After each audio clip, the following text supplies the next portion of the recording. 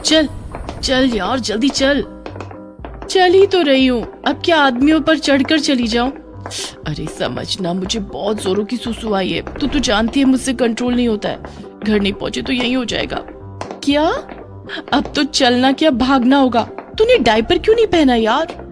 रास्ते में स्वाति की एक फ्रेंड शीतल का घर आता है और स्वाति कहती है, घर पहुंचते पहुंचते अगर सुसु हो गया तो क्या करेंगे? यहाँ शीतल का घर है, तो यहीं चली जा। मोनिका भागती हुई शीतल के घर जाकर सुसु करती है। हाँ, अब जाके चैन आया। हल्का होकर कितना सुकून मिलता है।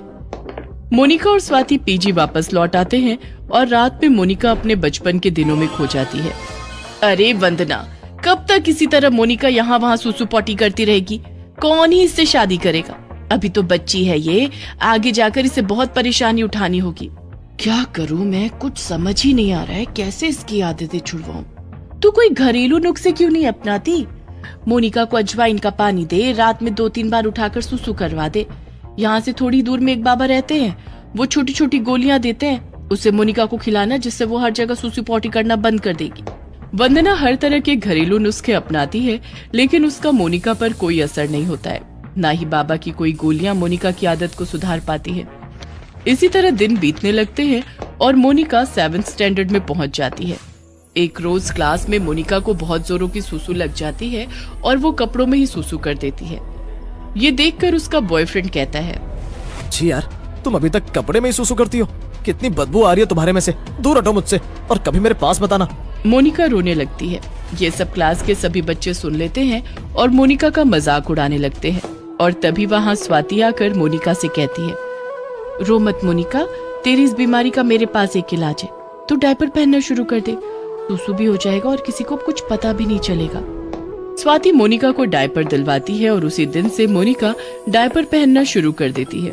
इतने में ही स्वाति मोनिका को हिलाकर कहती है, अब उठ भी जा, कहाँ खोई है? दिन चढ़ गया, हमें ट्रेन भी पकड़नी है। हाँ, बस उठ गई। दोनों का कॉलेज पूरा हो जाता है और वो अपने अपने घर के लिए निकल जाती है। मोनिका की शादी विशाल से हो जाती है और शादी की पहली ही रात मोनिका बेड पर सुसु कर देती है और गीलेपन से उसकी आंखें खुल जाती हैं। अब क्या करूं? पहली रात मेरी शादी टूट जाएगी। मोनिका, तू डायपर पहनना कैसे भूल सकती है? मोनिका उसी वक्त उठ जाती है और अपनी अटैची खोलकर डायपर देखने लगती है। शिट, डायपर लाने ही भूल गई हूँ। अब क्या करूं?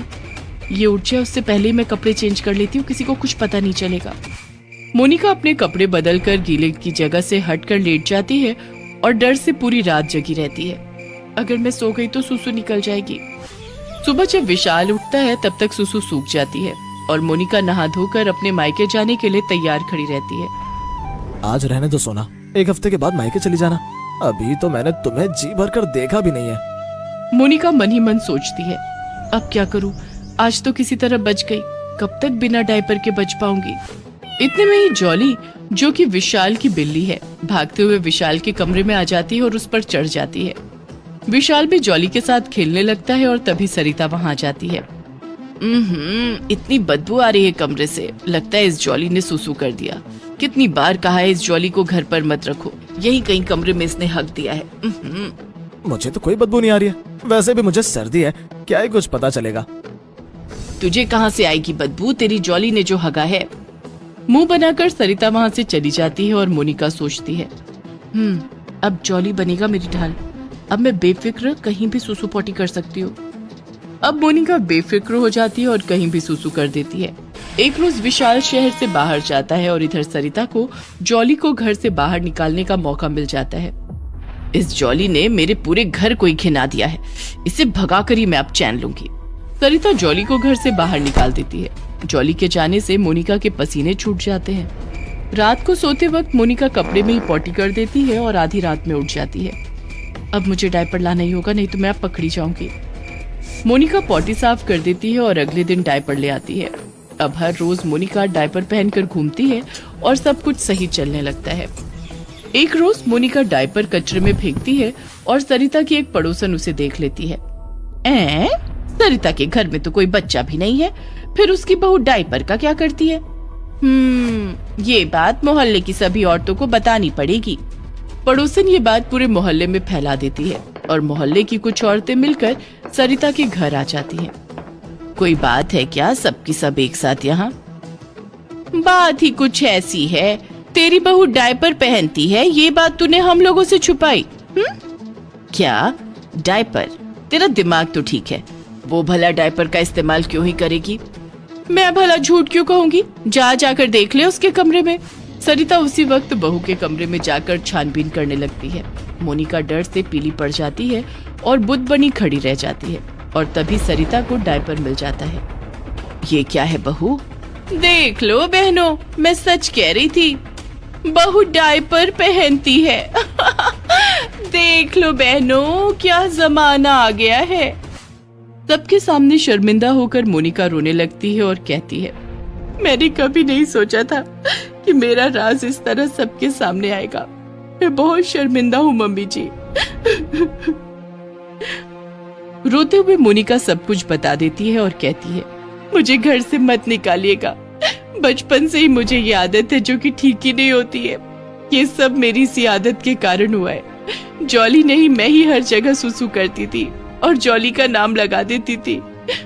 मुझे माफ कर दीजिए मम्मी जी। तू चिंता मत कर, मैं तुझे अच्छे डॉक्टर को दिखाऊंगी और तेरी ये आदत जल्दी ही छूट जाएगी। इसी बहाने कम से कम वो कलमुही जॉली तो निकली यहाँ से। सूसू करना भी एक तरह की बीमारी ही है, किसी को भी कोई भी बीमारी हो सकती है। इसमें शर्मिंदा होने की कोई बात नहीं है, समझी? मोनिका सरिता के गले लगती है और सास बहू के बीच का प्यार देखकर मोहल्ले की औरतें मुंह लटकाए वहाँ से चली जाती हैं। अब जैसी सास जिसे मिल जाए उसे माँ की कमी कभी महसूस नहीं होगी। सरिता मोनिका को डॉक्टर के पास ले जाती है और धीरे धीरे मोनिका की ये सुसु पोटी करने की आदत छूट जाती है और विशाल को कुछ पता भी नहीं चलता है। अब तीनों खुशी से हंसते। तू बिना कपड़ों के नहा रही है तो तुझे शर्म नहीं आ रही है और कपड़े पहनकर नहाने में शर्म आएगी। सामने परियां आ रही हैं। विमलेश बाबू, ये लड़की कौन है जिसने स्विमिंग कॉस्ट्यूम पहना हुआ है? अरे शर्मा जी की बहू है, शहर की छोरी है। क्या बात है, आज हम इसका ही वीडियो बनाएंगे। गांव का तालाब विद शहरी तड़का। रीता, वो लोग कौन है? बड़े आवारा लग रहे हैं। मुझे लग रहा है कि वो हम दोनों का वीडियो बना रहे हैं। छोड़ो भाभी, ये रोज की बात है। ये जमींदार का लड़का है जो अपने दोस्तों के साथ रोज यहाँ आता है। इसे मजा चखाना ही होगा। रीता, यहाँ बाथरूम कहाँ है? मुझे नहाना है। भाभी, हम सब गांव के तालाब में नहाते हैं। अरे ये गांव है गांव, यहाँ तुम्हें बाथरूम नहीं मिलेगा। तुम तो लकी हो कि पापा ने टॉयलेट बनवाया हुआ है।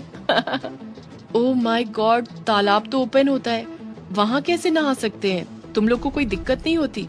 रीता का चेहरा उतर जाता है लेकिन फिर भी वो हंसते हुए कहती है, अरे भाभी, आप तो इसे स्विमिंग पूल समझो। गांव की सभी औरतें इसे स्विमिंग पूल में नहाने का मजा लेती हैं। Very funny. एनीवेज, कोई ऑप्शन तो नहीं है, तो फिर चलो। सौम्या अपना स्विमिंग कॉस्ट्यूम पहनकर तालाब में कूद जाती है। गांव की औरतें थी, उसे देखकर बातें करने लगती हैं। हाय दैया, ये क्या? शर्मा जी की बहू ये क्या पहनकर नहा रही है? गौरी भाभी, शहर के चोचले हैं, तुम न समझोगी। अरे भाई, नहाने के लिए कपड़े तो उतारने ही पड़ेंगे। तुम लोगों ने भी तो नहाने के लिए कपड़े उतारे हैं। हाय रीता, बहुत मजा आ रहा है। तालाब का पानी तो काफी फ्रेश लग रहा है। मुझे भी नहाना है भाभी, मैं भी आती हूँ। रीता नहाने की तैयारी करने लगती है और बाकी गांव की औरतों की तरह अपने शरीर पर एक कपड़ा बांध देती है। ये क्या, तेरे पास स्विमिंग कॉस्ट्यूम नहीं है? मेरे बैग में एक और कॉस्ट्यूम रखा है, तू उसे पहनकर आ जा। छी छी, मैं ये नहीं पहन सकती भाभी, मुझे तो बड़ी शर्म आएगी। कमाल है, तू बिना कपड़ों के नहा रही है तो तुझे शर्म नहीं आ रही है और कपड़े पहनकर नहाने में शर्म आएगी। वाह वाह, तुम गांव वाले। ओके। जमींदार साहब का लड़का अपने दोस्तों के साथ बैठा हुआ गांव में नहाती हुई औरतों को देख रहा था। क्या बात है, लगता है हम लोग परिवेश में पहुंच गए। सामने परियां आ रही हैं। विमलेश बाबू, ये लड़की कौन है जिसने स्विमिंग कॉस्ट्यूम पहना हुआ है? अरे शर्मा जी की बहू है, शहर की छोरी है। क्या बात है, आज हम इसका ही वीडियो बनाएंगे। गांव का तालाब विद शहरी तड़का। रीता, वो लोग कौन है? बड़े आवारा लग रहे हैं। मुझे लग रहा है कि वो हम दोनों का वीडियो बना रहे हैं। छोड़ो भाभी, ये रोज की बात है। ये जमींदार का लड़का है जो अपने दोस्तों के साथ रोज यहाँ आता है। इसे मजा चखाना ही होगा। कल इसका नशा उतार लूंगी। अगले दिन सभी औरतें फिर नहाने के लिए तालाब पर जाती हैं। विमलेश पहले से ही अपने दोस्तों के साथ वहाँ बैठा हुआ था। मिस्टर, ये औरतों के नहाने की जगह है, यहाँ पर आपका कोई काम नहीं है। अरे भाभी जी, आप आराम से नहाइए, हम तो आपकी रखवाली के लिए यहाँ बैठे हैं, आपके लक्ष्मण। चलो भाभी चलते हैं, बेकार में किसी के मुंह मत लगो। देखिए कितनी समझदार है आपकी ननद, जानती है अगर इसने मुंह खोला तो आप सबके वीडियो यूट्यूब पर वायरल हो जाएंगे। रीता सौम्या को खींचती हुई वहाँ से ले जाती है। भाभी ये लोग बहुत खतरनाक है, इनसे मत उलझिए। आभा भाभी ने इनसे उलझने की हिम्मत की थी तो इन्होंने उनको बर्बाद कर दिया। मुझे सच सच बता क्या हुआ था? तू इतनी डरी हुई क्यों है? कोई ना कोई बात जरूर है। भाभी, हम गांव की औरतें जब भी यहाँ पर नहाने आते तो ये विमलेश और उसके दोस्त तरह तरह के भद्दे मजाक करते। आभा भाभी ने इसकी शिकायत मुखिया जी से कर दी। मुखिया जी, हम गांव की बहू बेटियां हैं। जमींदार साहब का बेटा महिलाओं के नहाने के तालाब के पास बैठकर भद्दे मजाक करता है। हमारा नहाना मुश्किल हो गया है। मुखिया जी ने पंचायत रखी, लेकिन अगले दिन जब मैं अपनी सहेलियों के साथ तालाब पर नहाने आई तो उन्होंने हम सबके कपड़े छुपा दिए। कपड़े ढूंढने के लिए जब हम पानी से बाहर आए तो इन्होंने हमारे एमएमएस बनाए और विमलेश ने मुझे धमकाते हुए कहा। देख रीता, कल पंचायत में जब मुखिया जी पूछेंगे कि तुम लोगों को हम लोगों के औरतों के नहाने के तालाब के पास बैठने में कोई परेशानी नहीं है तो ना कह देना, वरना ये सारे वीडियोस वायरल कर दूंगा, कहीं मुंह दिखाने लायक नहीं रहेगी। ठीक है, अब तो चिंता करने की कोई बात नहीं है।